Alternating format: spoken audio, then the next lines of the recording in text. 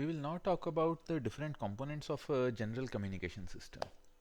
So, a general communication system basically involves the transmission of information from a source to a sink, or a source to a destination, whichever way you want to call it. So, suppose you want to talk to someone. Yeah, this the example that I'm considering here is different from the one written in the text. So, suppose you want to talk to someone, and you want to convey your thoughts. So in that case, the information source will be your brain that generates certain electrical symbols or impulses that correspond to a pattern of thoughts in your head.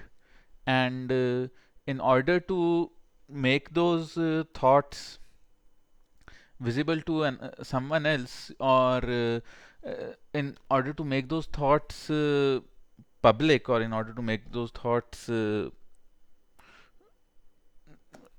what do we say, in order to make those thoughts comprehensible by someone else, you need to have them in a language that the other party understands. So here the language parts, or the parts of the brain that control language, are the transducer.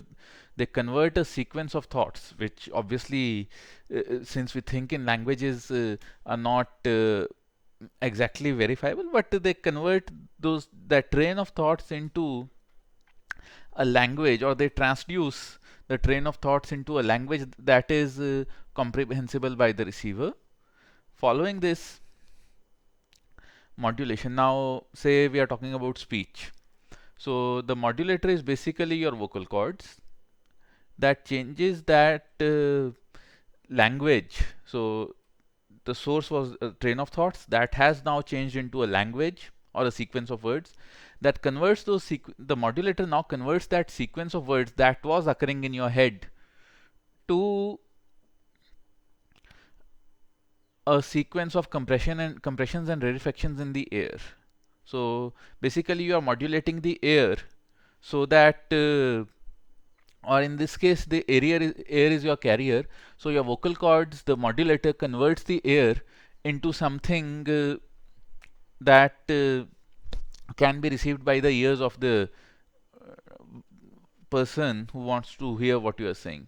So the communication channel in this case, as well as the carrier, is the air, where you are that you are changing based on certain vibrations, so that the same thing reaches someone who is receiving it. So the communication channel is the air interface. The demodulator in this case is the eardrum of the receiver that converts the received signal back into electrical impulses that go into the language processing units of the receiver.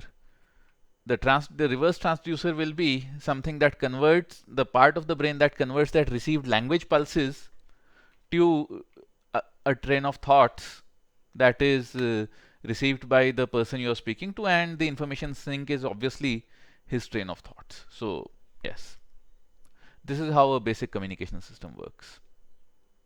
So